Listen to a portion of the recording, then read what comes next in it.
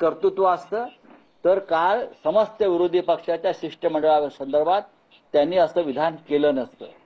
निवडणूक आयोगाकडे यापूर्वी सत्तेवर नसताना भाजपचे लोक वारंवार जाऊन भिंतीवर डोकं आपटून आलेले आहेत. हे त्यांना माहीत नसेल तर सांगतो. अजित पवारांची वक्तव्य आधीची ऐका निवडणूक आयोगाविषयी. या माणसाकडे अर्धवट ज्ञान आहे. यांना फक्त यंत्रणेच्या नावावर बोगसगिरी आणि दादागिरी करणं आणि रेटून देणं याच्या पलीकडे यांना दुसरं काही जमत नाही. जब सारा विपक्ष एक हो जाए तब समझो राजा ईमानदार है, असं आचार्य चाणक्य यांचं वाक्य आशिष शेलारांनी ट्विट केलं. राजा चाणक्य राजा ईमानदार है तो एक हुकुमशाह को निकालने के लिए सब लोग एक साथ आते हैं और वो क्या होता है आपने सब जगह पे देखा है. नेपाल में देखा है. नेपाल का राजा भी ईमानदार था, आपको मालूम है ना. उनको पूछो, हिंदुत्व का इतिहास पढ़ लीजिए. हिंदुत्व का इतिहास पढ़ लीजिए आपको मालूम नहीं है. सबसे बेईमान राजा अगर कोई होगा तो इस देश में, इस देश का राजा सबसे बेईमान है. इस महाराष्ट्र का राजा सबसे बेईमान है आज. तो इस बेईमानी के खिलाफ लोग लोकतंत्र में एकजुट होते हैं और कल आपने देखा है बेईमानी के खिलाफ यहाँ की पूरा विपक्ष एकजुट हुआ है. इंदिरा गांधी के खिलाफ तो इंदिरा गांधी को ईमानदार मानना चाहिए. आप इमरजेंसी के खिलाफ इंदिरा जी के खिलाफ एकजुट हो गए ना, उसका मतलब है इंदिरा गांधी ईमानदार थी और बीजेपी के लोग और सब बेईमान थे. आप राजीव गांधी के खिलाफ एकजुट हुए, वीपी सिंह को अपना नेता बनाया, उसका मतलब है राजीव गांधी ईमानदार थे और आप सब लोग बेईमान थे. मिस्टर शेलार, हिस्ट्री पढ़ लीजिए.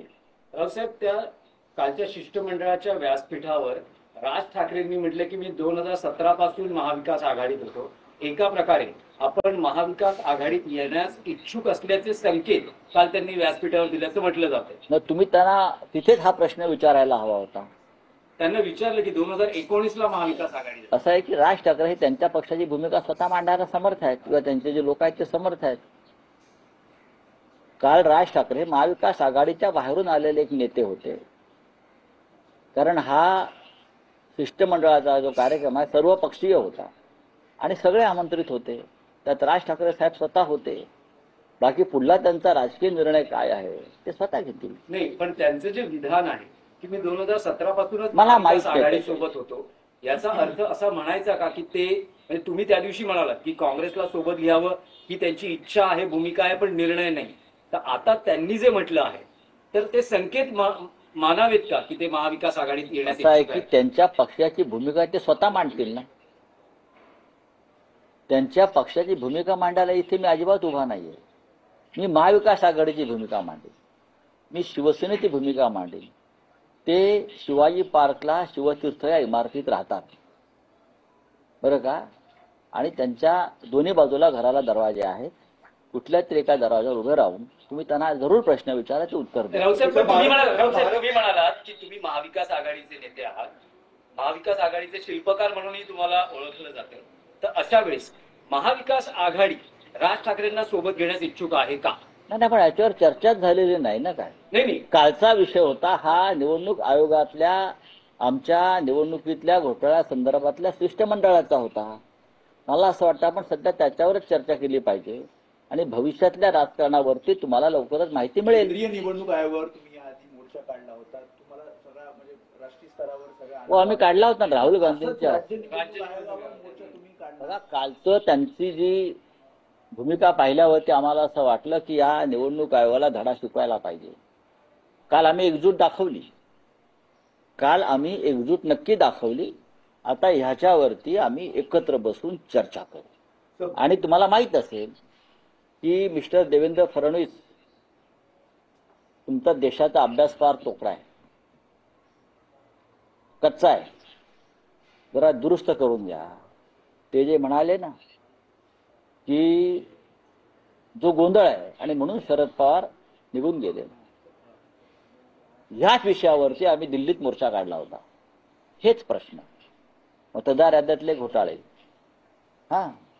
ईव्हीएम मधले घोटाळे आणि त्या मोर्चामध्ये वय वर्ष 84 शरद पवार हे पहिल्यापासून शेवटपर्यंत उपस्थित होते याच मुद्द्यावरती. फडणवीस जरा अभ्यास करा आणि बोला. आपल्या वकिलीची डिग्री आम्हाला तपासावी लागेल नाही. आम्ही सगळे होतो याच विषयावरती केंद्रीय स्तरावरती. महाराष्ट्रात तोच प्रश्न आहे ना. आणि निवडणूक आयोगाकडे प्रश्न मांडताना आम्ही त्यावेळेला महाराष्ट्रातल्या मतदार यादीतल्या घोटाळ्यांचा प्रश्न मांडलाय तेव्हा शरद पवार उपस्थित होते. रावसाहेब, एक मराठीत आणखी प्रश्न आहे की स्थानिक स्वराज्य संस्थांच्या निवडणुकांच्या पार्श्वभूमीवर सगळेच पक्ष आपली व्यूहरचना आखतायत, पण महायुतीतले मतभेद चव्हाट्यावर येताना दिसत आहेत. ठाण्यामध्ये भाजपची स्वबळाची चाचपणी सुरू झाली आहे, तर शिंदे शिवसेनेनं मुंबईत होर्डिंग लावलंय ज्यावर उल्लेख आहे की मुंबईचा महापौर शिवसेनेचाच. लावू द्या ना, त्या पैसे खूप आहेत ना. पैसे खर्च कसे करायचे हा त्यांच्यापुढे प्रश्न आहे. लोक ठरवतील कोणाचा महापौर. बाळासाहेब ठाकरे यांच्या शिवसेनेचा त्यांच्या विचारांना मानणारा महापौर होईल. तुम्ही किती आपटून चपटी होईल, काही तुम्हाला त्यातून हाताला लागणार नाही. मराठी महापौर होईल. बाळासाहेब ठाकरेंना अभिप्रेत असलेला हे बोगस जे आहेत यांचा नाही.